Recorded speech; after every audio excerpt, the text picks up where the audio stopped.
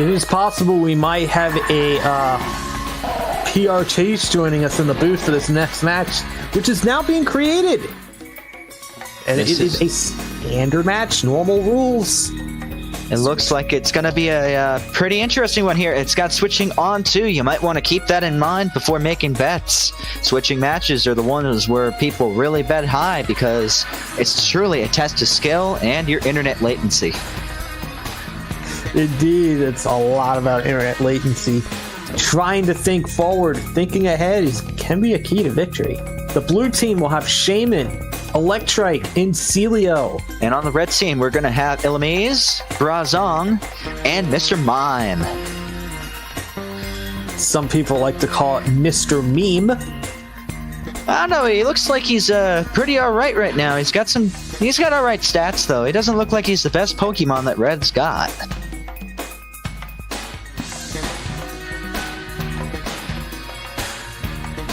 Indeed, although it is immune to Sealeo's Encore. That might be important eventually. That is indeed very true. And Mr. Mime does seem to have a pretty decent special defense right there. Looking at it, we also should keep in mind that Bronzong over there is heat proof. Shaymin's got natural cure, Electrike's got static, and Sealeo's got thick fat. What could this possibly mean, though? This looks like it's going to be a pretty close match, although people on Red, currently the overdog with a 7% payout, certainly think that their team is the top.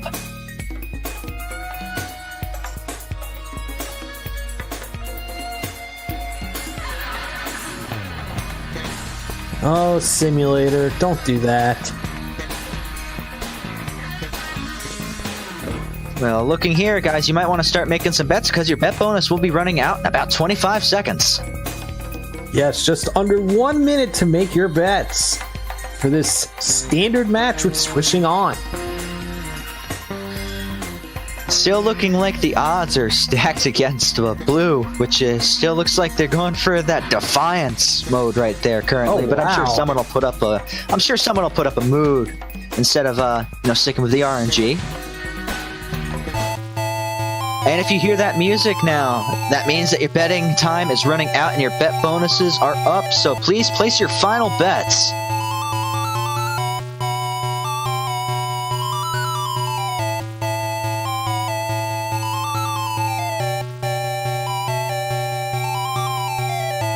Alright, less than 10 seconds left.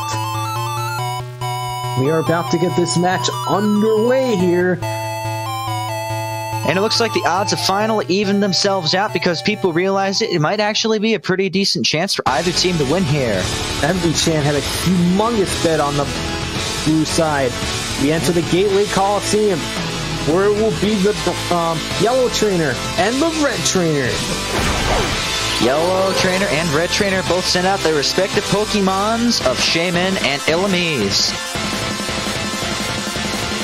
Illumise is going to lead off with a silver win. Not only is it SE, it does a lot of damage, but it just did a rainbow boost. This could have some very interesting effects. That is a big break right there for the red team. And we got blue team. And blue team here is already setting up for something, and it appears as if they're completely outsped. This could not look any better for red team at the moment with Illumise. Indeed. Blown away by Silver Wind. And those bug scales certainly do a lot of damage when you're a cute, tiny grass Pokemon.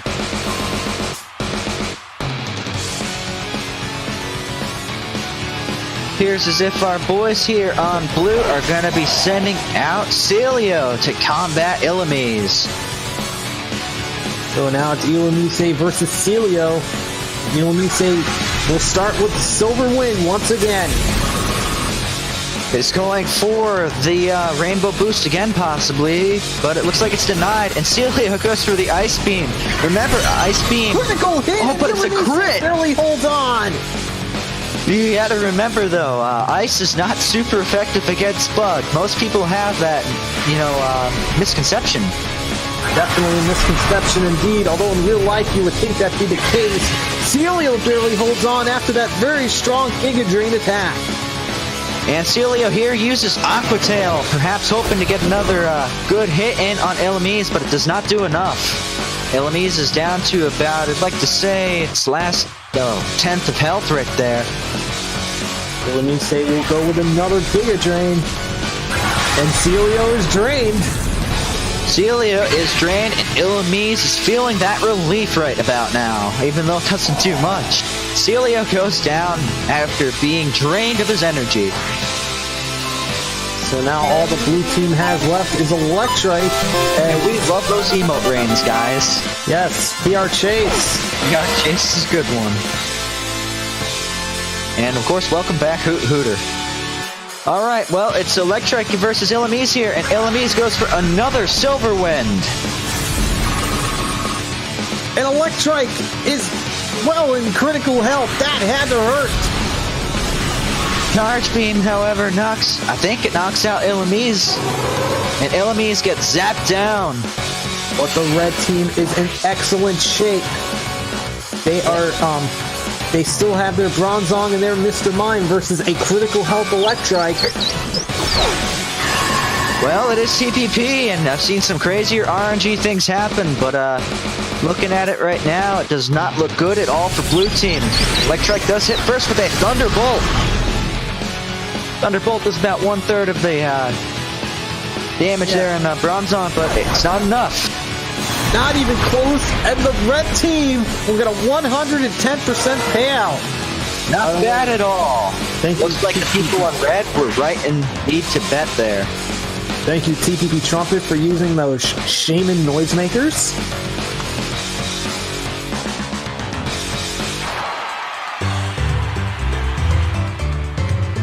Well, it was a pretty interesting victory there for red, but they set it up just right with that rainbow boost that they had. It really did a lot for them.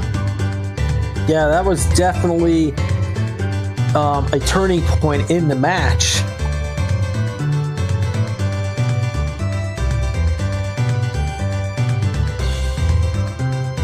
Indeed it was. And looks like I'm just looking here, right down there, waiting for this next song to pop up. I'm kind of interested. I've seen it flickering back and forth a little bit, but it looks like our next song is going to be Harvest Moon, Back to Nature. Oh wait, no, that was the song that was playing. Boy, you gotta talk about that 1000 IQ DB style right there. Kappa. And what we have is a class warfare match. Class warfare. In this case, we have Runmons versus Stadium 2 Mons. And this is, remember boys and girls, this is Stadium 2's Mons, but not the Defiance. So keep that in mind, and if you're betting thinking it's a Defiance match, remember that now. That is indeed the case. Over here on the red team, we're gonna have that is an Ivysaur, a Scizor, and a Steelix, all Stadium 2 set. And on the blue team, it will be a Sceptile, Raticate, and Ampharos. Certainly an interesting setup, and not much balance with the class warfare there. I think red team's entirely Stadium 2. No abilities. That might actually be important. Ampharos. Nice. I do enjoy those emote rains. Ah, the joy of painting. So 100 seconds left to get your bets in for this class warfare match. Do you think Runmons will win? Or do you think Stadium 2 Mons will win? Choose a side. I think it's kind of hard to see here, but I mean, I personally think that, blue might have a very slight advantage in having abilities, although red's definitely got some good moves right there. Indeed they do. They have a Fury Cutter, if they can get it going, can be very strong, but Sceptile does have that rock slide to possibly stop it. Yeah, that's right. Those flinch chances are definitely there, and Sceptile does outspeed every Pokemon on the red team, which is important. In fact, I think, with the exception of Ampharos, the entire blue team actually outspeeds red. That could be big. Anyways, in case you were wondering who these two voices are, I am G-Force Fly. And this is Monster Rules. And by the way, guys, you are watching TPP, and if you're listening to that song change over now, you do know that means that time is running out. You better place those bets.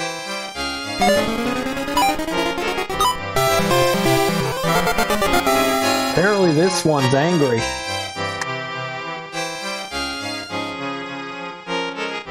I don't know why someone would be angry. Maybe they're angry because, you know, they lost a couple dongers on that last match there. You know, losing money never feels good in TPP unless you're donating it. All right, this match gets started.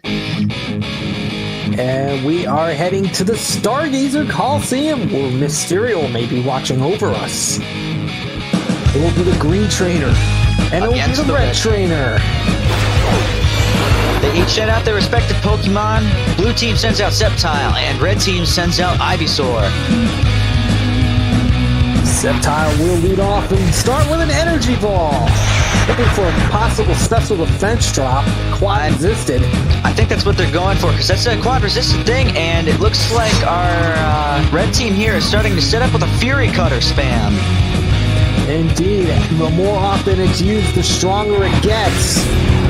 Yeah, each turn it gets used, I believe it doubles in power. It looks like blue team over there is still going for that special defense drop. Oh, and they get it! But I don't know, will it matter?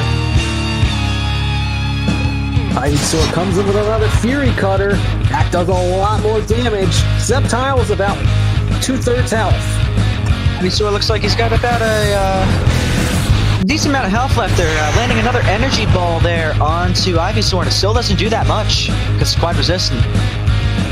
Indeed. That allows Ivysaur to continue to set up. And now, Sceptile is less than 1/3. And they're going to break it with Dig. Very smart move on the blue corner side. Indeed, that is the case. Fury Cutter is now reset. I'm not sure what I would do if I was red, but I certainly know that blue is going to be hitting first with that Dig. Ivysaur takes a glancing blow from that Dig attack, and now in comes a Fury Cutter. Looks like they're trying to set it right back up again, but how effective will it be? It looks like Ivysaur could possibly be in a bit of trouble as, you know, the blue corner's still going to keep digging. Yeah, they're going to keep digging all right. They got to dig really strong in order to get themselves a chance of a 441% payout. And they strike Ivysaur again. Another glancing blow.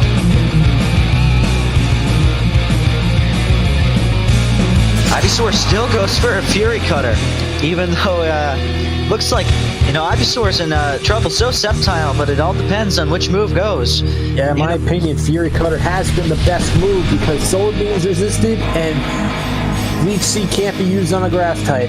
Oh, it's a sunny day. So out goes the AC here in the commentary booth.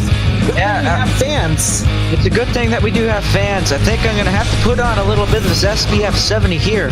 Would you like some G-Force? I could use some right about now. Down goes Ivysaur after that big attack. Speaking of burns, that might be a bit of a sick burn right there, losing Ivysaur, but it looks as if... no, they still got a pretty decent chance to win on red. They still got Scizor and they've got Steelix. Let's see how this plays out. Two steel types on the red team. But Sceptile's going to lead off with a dig attack. Scizor's going to use agility. That might be a Kappa move. Well, not a Kappa, that's a Hogchamp move, man. That's raising its speed pretty good there. And, you know... Now, 2 agilities in a row, it might actually make it. Yeah, it makes it outspeed them, it looks like. And they're going to be trying to set up with a Metal Claw, which misses. Here comes the dig from Sceptile. Barely any damage there. Looks like it does barely any damage. And I'm thinking here that one hit from red is actually going to do a lot of damage there to the blue team. Because it strikes first. Metal Claw hits. And it knocks out Sceptile. Also, Sceptile's name is something that we cannot pronounce up here in the booth because it's just so many different letters. And it goes down. Yes, it is absolute gibberish as the sun sets. The sun finally sets and I can, you know, turn off the air conditioning. It's starting to get a little chilly up here. All right, so out comes Raticate for the blue team. And it's Scizor's going to lead off with a Metal Claw. Critical hit does a lot of damage, and you know that was a really good choice on them. And oh my god, Hyper Fang misses. My goodness. Oh, a tough break there for the blue team. Critical hit and then the Hyper Fang miss. But red team goes for an unnecessary defense drop because they had to try and play and act as if Metal Claw wouldn't crit. And now Hyper Fang comes in. Not very effective on the Scizor. This is starting to look like the tide of the battle may be turning for the Reds' favor. Here comes the Metal Claw. Scizor looking for a possible attack boost. Raticate gets cut down like a rat in a rat trap. So now all the blue team is down to is their Ampharos. Can Amphi pull through? I don't know, man. I mean, Ampharos is pretty alright, but that Scizor over there looks like he might be setting up.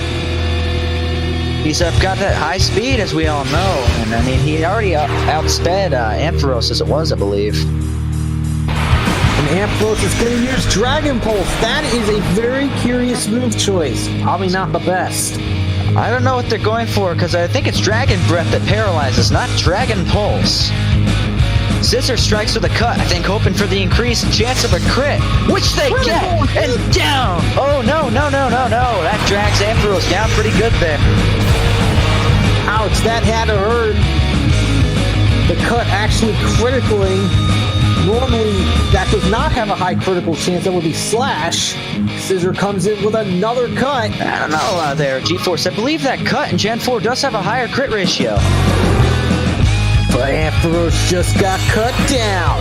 Red team takes home the prize. Red team goes for the lawnmower and mousetrap, it looks like. Is it Ampharos? Oh, no.